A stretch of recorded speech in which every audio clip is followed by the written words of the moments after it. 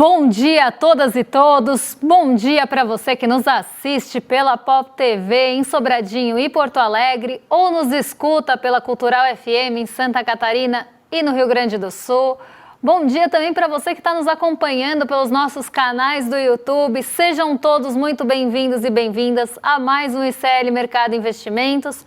Hoje, terça-feira, e dia de colocar os assuntos em dia, porque tem bastante notícia em destaque do nosso site e eu já vou passar por essas notícias para a gente entender o que deve também aparecer aqui no nosso programa nessa manhã. Tem notícia de fechamento, porque ontem a Bolsa voltou a recuperar o fôlego, teve um dia de um pouco mais de alívio e de sinais de recuperação. E como eu estava falando lá na redação, eu me sinto no dia da marmota, porque um dia eu falo, a Bolsa agora está sofrendo ajuste por conta da crescente tensão entre os Estados Unidos, Irã e Israel, a falta de resolução do conflito. No dia seguinte eu falo, o petróleo subiu e a Bolsa mostrou sinais de recuperação e fôlego com entrada do recurso estrangeiro. Então a gente está nessa vida, sai recurso estrangeiro, Bolsa cai, aumenta temor, esse recurso foge, depois a Bolsa cai, no dia seguinte as oportunidades aparecem, o recurso volta, a Bolsa sobe, o petróleo puxa para cima. Então tá aqui a notícia do nosso site, Ibovespa sobe depois de 2 dias de queda e mercado reage à sinalização dos Estados Unidos sobre petróleo iraniano. O dólar caiu 1,60 e fechou a 5,22. Essa notícia a gente vai comentar com vocês com um pouco mais de detalhes, vamos aprofundar um pouco mais esse fechamento, mas como eu falei, me sinto presa no feitiço do tempo, porque eu estou sempre repetindo aqui e não é replay, não é vale a pena ver de novo. Esse movimento, na verdade, está bastante recorrente, mas não para por aí. A gente tem outras notícias em destaque, porque o Trump, laranjão, falou sobre Cuba depois do apagão que tomou o país e disse que vai ter a honra de assumir o controle de Cuba. O presidente dos Estados Unidos afirmou que o país está em tratativas com o governo cubano. A gente tem até um vídeo depois do Trump, a gente vai falar sobre esse assunto, porque mais uma vez Trump parece estar querendo expandir o seu quintal e Cuba já está na mira há algum tempo dos Estados Unidos, né? Não é de hoje, ele já tinha falado em outros pronunciamentos sobre o país e ele voltou a reiterar esse ponto. Também tem notícia que estou devendo para vocês, vamos falar do agro, dessa safra de 2026 que deve ter inclusive recorde na soja, mais uma vez a soja como protagonista do agro brasileiro. E a gente sabe como essa plantação de soja é destrutiva, como ela acaba trazendo consequências também para o meio ambiente e não alimenta ninguém. Então a gente vai falar sobre esse assunto, inclusive como é que estão nossas fronteiras agrícolas, como estão as áreas plantadas. Será que a nossa área plantada serve ou não ao prato do brasileiro? Provavelmente vocês já sabem a resposta, mas a gente vai trazer dados aqui para vocês. Além disso, saiu o IBCBR, o famoso termômetro do PIB. Não gosto da nomenclatura prévia que às vezes aparece, mas sim termômetro, porque ele traz ritmo, ele mostra o que esperar do nosso PIB, já que são metodologias diferentes e porque ele também é mensal. O PIB é trimestral e o IBCBR acaba saindo todos os meses para trazer esse ritmo mesmo da atividade econômica por métricas do Banco Central. Então tá aqui a notícia do site, IBCBR registra a maior expansão mensal em um ano, fazia tempo que o IBCBR não tinha um pouco mais de ritmo, um pouco mais de aceleração e na comparação com janeiro do ano passado, IBCBR apresentou expansão de 1% e no acumulado em 12 meses teve crescimento de 2,3%. Vamos explicar direitinho, vamos ver de onde vem esse impulso do IBCBR, que é o mais importante, para ver se ele foi homogêneo ou não, se foi uma alta concentrada ou se foi uma alta difusa. E daqui a pouquinho a gente comenta todos esses assuntos, mas antes vamos passar pela nossa agenda para entender o que está no radar, quem fala, quem não fala, o que tem de indicador saindo hoje, porque 00:30 saiu lá na Austrália, já é decisão de política monetária na Austrália, porque lá já temos decisões relativas a juros. Às 5 horas da manhã aqui no Brasil, saiu o IPC-FIP da segunda quadricemana de março, IPC esse semanal, então também tentando sempre medir o ritmo da inflação semana após semana. Tanto a FGV quanto a FIP fazem isso e trazem aí algumas atualizações de ritmo inflacionário, ainda que o método seja diferente também do IBGE. Às 7 horas da manhã na zona do euro tem índice de expectativas econômicas de março. E aqui também no Brasilzão, às 8 horas, a FGV divulgou o IGP-10 de março. IGP-10, que seria um análogo ao IPCA-15. Ele mostra uma prévia do IGP e acaba trazendo o que esperar da inflação, pelo menos na medição e na ótica da FGV. Também serve como esse termômetro, como esse ditador de ritmo, para a gente entender a quantas anda a inflação aqui no Brasil, medida por diversas instituições. Isso para não trazer tanta surpresa, eu diria, não é nem para trazer, mas para não trazer tanta surpresa na hora que saiu o IPCA. Aí ninguém fica com cara de Pikachu surpreso. Mas vamos passar aqui para a nossa próxima página, porque a FGV também divulgou às 8 horas o IPCS Capitais da segunda quadricemana. S é de semanal e aqui é a segunda semana das 4 de março. Eu melhorei a forma de falar disso, eu achei formas melhores do que das últimas vezes que fui falar o que era uma quadricemana. Às 10 horas da manhã começou a primeira reunião do Copom, ou a primeira sessão da reunião do Copom, que se estende até amanhã. E amanhã a gente tem o resultado da reunião, o comunicado. E a gente vai saber se o Copom, se o Banco Central, dentro do seu Comitê de Política Monetária, corta ou não corta a taxa de juros. 10h30 da manhã no Reino Unido, ainda teve ministra das Finanças, a Rachel Reeves, discursando lá na Mais Lecture. E às 11 horas, agorinha, tem vendas pendentes de imóveis de fevereiro nos Estados Unidos. Então, uma agenda que tende a ficar em segundo plano. Não é uma agenda que traz muitos condutores, nem aqui, nem no exterior. É realmente uma agenda um pouco mais morna. O que deve ficar um pouquinho mais ali no radar é o IGP-10, mas ainda assim com pouca força para mudar a direção dos mercados. Então, mais um dia nessa terça-feira, a gente deve ter o ritmo internacional e os mercados lá de fora, as resoluções ou não, novos pronunciamentos ou não da guerra envolvendo Estados Unidos, Irã e Israel no centro da discussão. Isso deve conduzir, preço do petróleo deve conduzir o dia e não a agenda. Mais uma vez, os indicadores devem ficar em segundo plano, ainda mais se tratando de indicadores que não têm força para mudar a direção das coisas. A gente tem um IGP-10, mas não tem um IPCA, não tem um dado macroeconômico um pouco mais forte nem aqui, nem lá fora. E isso deve deixar realmente na mão dos mercados internacionais e desse ritmo mais internacional o desenvolvimento da nossa bolsa de hoje. O que também já fica muito no radar, e já está no radar desde ontem, é a decisão de política monetária. Porque tanto aqui quanto nos Estados Unidos vão ser decididos juros nessa quarta-feira, e essa decisão sim deve ganhar peso cada vez mais forte conforme vai se aproximando o final da quarta-feira.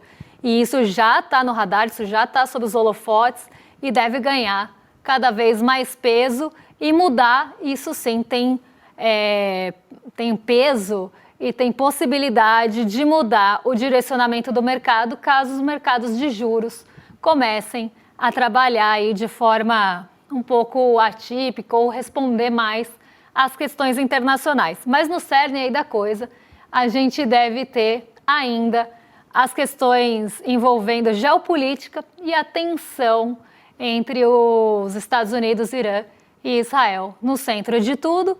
E já falando disso, já vou falar do fechamento de ontem, porque ontem nossa bolsa teve um dia de alívio, mostrou sinais de recuperação depois de 2 dias de queda, mas aqui os motivos são os mesmos dos outros dias. nada muito novo sob o sol. O Ibovespa teve essa semana começando com um pouco mais de recuperação, tentando voltar ou tentando retomar aquele patamar que perdeu dos 180 mil pontos. Então, esse patamar é psicológico, ele é importante e o Ibovespa passou o dia tentando lutar para chegar até lá. Perdeu um pouquinho de fôlego, não conseguiu sustentar os 180 mil pontos, mas ficou muito perto disso. Então, vou colocar aqui na tela o fechamento da nossa bolsa, que ontem subiu 1,25% e foi aos 179.875 pontos. Então chegou bem perto desse patamar. Caso continue nessa ascensão, pode retomar esse nível importante psicológico do mercado financeiro, mas vale dizer que ontem o movimento foi muito parecido com outros dias. Depois de dias de ajustes, depois de dias que a gente vê a bolsa refletindo e repercutindo também bastante os mercados internacionais e principalmente os temores em relação ao acirramento do conflito ou escalada do conflito envolvendo Estados Unidos, Irã e Israel também. Eu sempre gosto de falar porque são 3 países envolvidos, tem que falar porque muita gente fala Estados Unidos e Irã, mas tem Israel também envolvido no conflito, e isso, né, qualquer escalada, qualquer possibilidade de não resolução, como eu falei, acaba trazendo a percepção que o conflito vai se estender,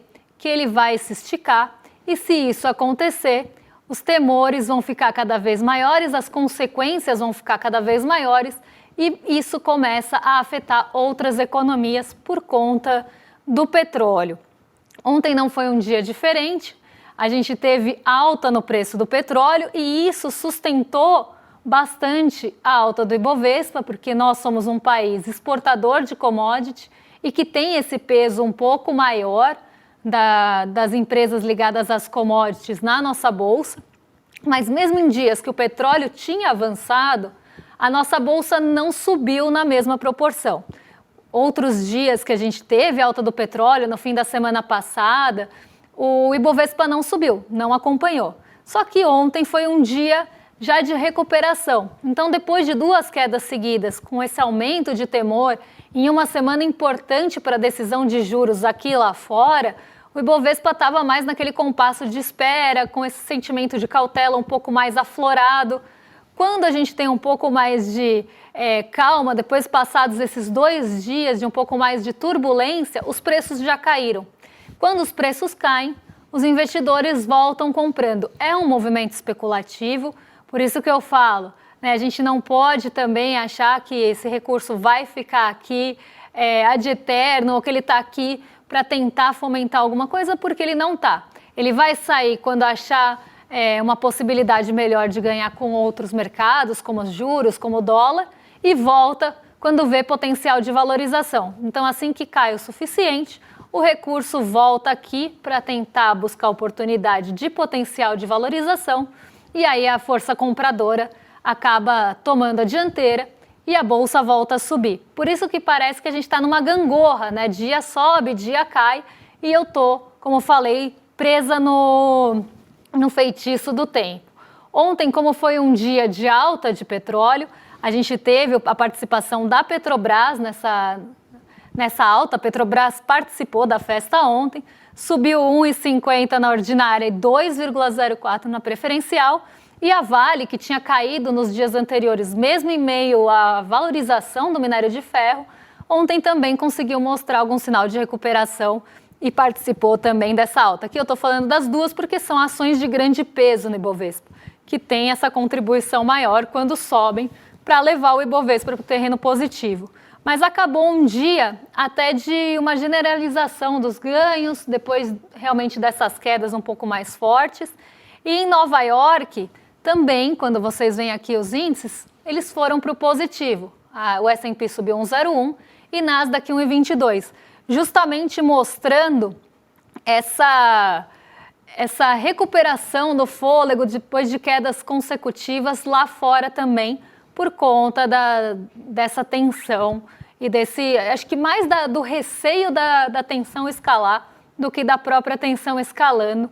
embora qualquer pronunciamento envolvendo esse assunto tenha potencial de mexer bastante com os mercados. Então, um dia de recuperação, sem muita coisa nova sob o sol, como eu falei, é um movimento de gangorra que a gente vem enfrentando, ora de balança também, ora a gente fala do motivo do ajuste, depois a gente fala da recuperação. A gente deve ver, até quase uma lateralização, porque cai e volta para o mesmo patamar, por algum tempo. Enquanto a gente tiver a persistência dessas incertezas e dessa nebulosidade no cenário internacional, eu devo repetir com frequência esse movimento de mercado.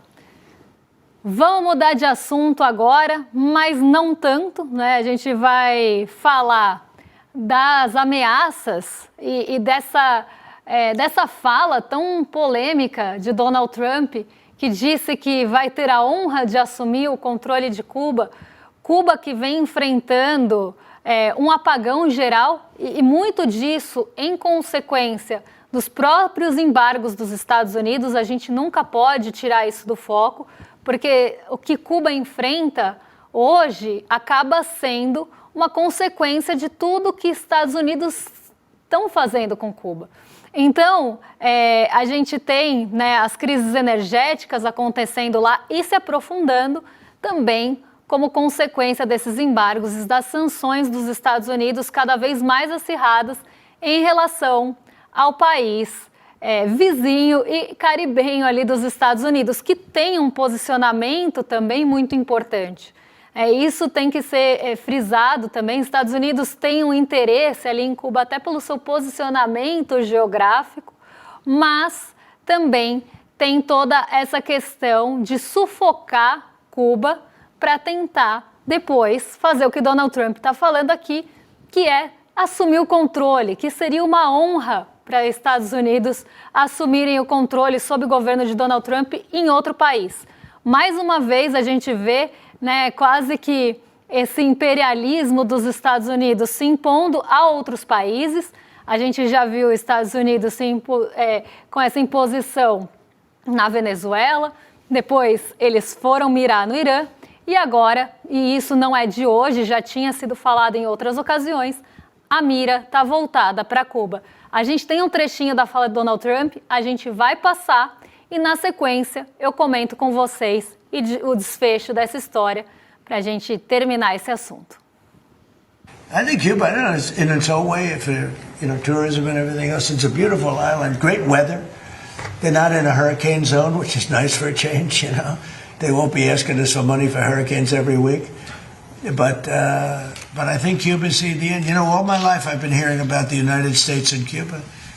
When will the United States do it? I do believe I'll be having the honor of taking Cuba. That'd be good. That's a big honor. Taking Cuba. Taking Cuba in some form, yeah. Taking Cuba. I mean, whether I free it, take it, I think I could do anything I want with it. You want to know the truth? They're a very weakened nation right now. They were for a long time. Very violent leaders.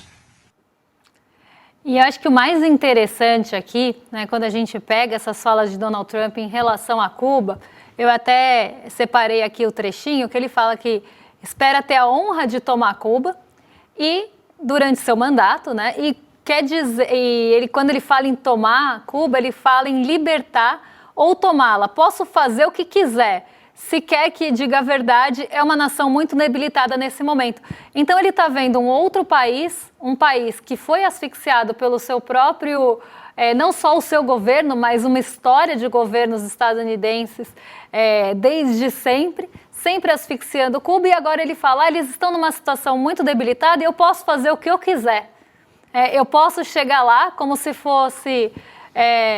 realmente Donald Trump acha que está jogando War ou sei lá, Civilization, que ele vai chegar, vai botar a bandeirinha lá e que vai passar a ser um terreno dos Estados Unidos, mais um quintal dos Estados Unidos. E ele fala, lá não tem, eles não sofrem tanto com os furacões, não vão ficar pedindo dinheiro.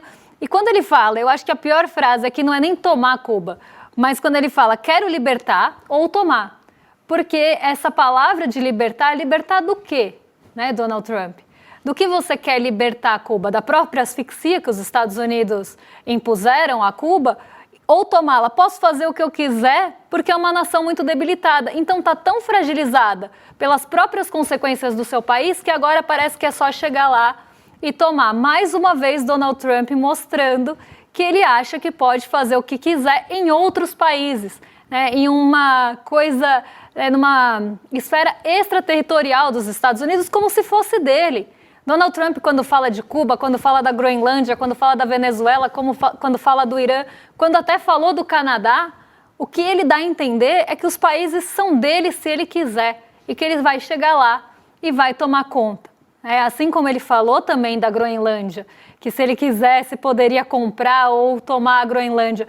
Então Donald Trump tem essa posição imperialista de agir, essa forma, né, de expandir território do próprio país, falando em tomar outros países como se não fossem soberanos, como se não fossem países que têm os seus governos, que têm ali as suas políticas, como se fosse dele. Ele só não vai se ele não quer, mas se ele quiser, ele pode chegar lá e tomar o território para ele, libertar, como ele diz. A gente sabe quando os Estados Unidos querem levar liberdade ou democracia para algum país, o que acontece? Normalmente, isso é só pretexto. E Donald Trump vem fazendo isso sempre em tom de ameaça, mostrando que ele tem aí essas pretensões em relação a outros países e, principalmente, se houver resistência, ele não vai pensar duas vezes em usar, por exemplo, forças bélicas ou militares. Então, mais uma vez aqui, Donald Trump mostra essa face de expansionismo imperial dos Estados Unidos, como se fosse uma grande corrida aí por novos minérios, por novos territórios. Parece que a gente está vivendo, inclusive no passado, e que Donald Trump acha que todos os países podem pertencer a ele, basta ele querer. Parece que Donald Trump está preso na lua de cristal, tudo pode ser, só basta acreditar. Ele vai lá e toma o país como se fosse dele, metendo o bedelho estadunidense, onde ele não foi chamado. Então, e acho que no caso de Cuba isso ainda é mais emblemático, porque a situação que Cuba vive é justamente consequência dos Estados Unidos. Então, se está fragilizada, se está debilitada, se está com problema energético, isso é uma consequência do próprio Estados Unidos, do país Estados Unidos, e que asfixiou e sufocou Cuba até essa situação, para agora falar que está debilitado e é só chegar. Então, é muito triste e revoltante ver Donald Trump fazendo isso sempre com outros países, como se a soberania não fosse nada, como se ele pudesse pisar em cima de tudo e tomar o território se ele quiser. Mas vamos mudar de assunto aqui, vamos sair do laranjão e vamos vir para as laranjas aqui do Brasil, porque a gente vai falar o quê? De agro. Vamos falar de outros territórios sendo tomados, porque a soja deve ter novo recorde de safra e, mais uma vez, está tomando as áreas plantadas do nosso Brasilzão. Soja, como a gente sabe, não alimenta ninguém, não é para o prato do brasileiro, ninguém está falando de soja enquanto comida, mas sim enquanto commodity, principalmente para exportar e virar, como, por exemplo, ração para suínos na China. Então, a gente não está falando de comida aqui, a gente está falando de commodity. E toda vez que eu falo de levantamento sistemático de produção agrícola ou que eu falo de alimentos, dessa relação do agro com os grãos e tudo que é plantado, eu chamo a atenção que a gente está falando de commodity, não de comida, porque o agro encara a plantação e as safras como commodity. Onde ele pode ganhar mais dinheiro? É exportando para fora em dólar? Como o agro se favorece? É vendendo para dentro ou vendendo para fora? Qual o produto que está mais lucrativo nesse momento? E isso acaba norteando também a decisão de como a gente vai decidir as áreas plantadas e a nossa produção agrícola. O levantamento sistemático da produção agrícola, então, bem rapidinho aqui, mostrou uma diminuição nessa safra, então vamos só colocar aqui para o pessoal de casa acompanhar. A estimativa é de 344 milhões de toneladas para esse ano de 2026, a última estimativa é a de fevereiro. Em relação ao mês passado, a estimativa para esse ano subiu 1,4%, mas em relação à safra do ano passado, ela deve diminuir 6%, o que dá mais ou menos 2 milhões de toneladas. Mas a soja continua sendo protagonista e deve crescer. Então, por mais que a safra encolha, a soja deve continuar sendo plantada, colhida aqui no nosso Brasilzão e deve continuar crescendo mesmo com diminuição geral da safra. E a gente separou um outro gráfico aqui para vocês que mostra a divisão das nossas terras plantadas, da nossa área plantada. E olha a soja aí ocupando quase 50% das áreas plantadas do Brasil.